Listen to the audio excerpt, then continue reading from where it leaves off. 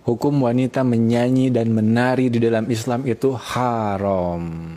Allah berfirman, "Fala takhluna bil qawli fayatma alladhi fi qalbihi marad." Perempuan itu jangan melemah lembutkan suaranya ketika berbicara.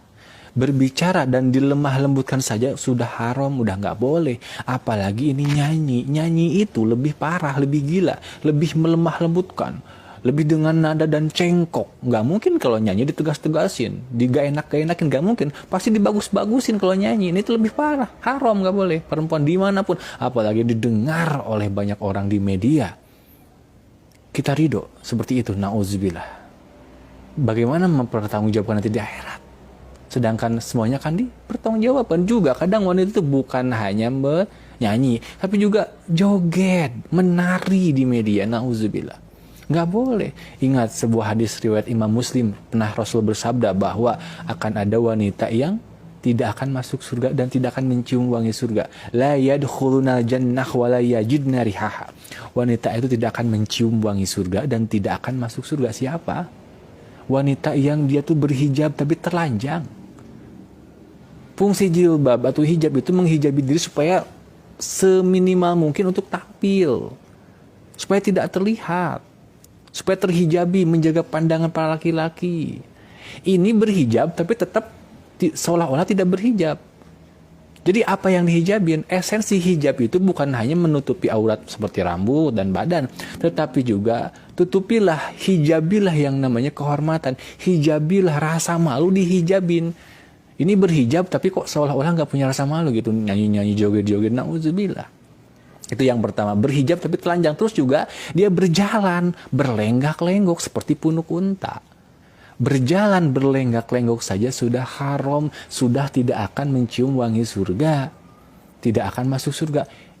Joget itu lebih dari berjalan lenggak-lenggok. Joget, nari itu lebih dari lenggak-lenggok loh, lebih parah. Jadi wanita yang nyanyi lebih parah, yang joget itu lebih parah dalam Islam. Wanita muslim gak ada yang kayak gitu.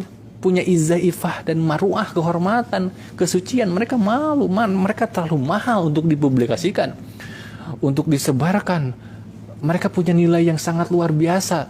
Dunia ini itu perhiasan, dan sebaik-baiknya perhiasan itu adalah wanita yang solihah. Jadi nggak ada nilainya dunia ini dibanding dengan wanita yang solihah.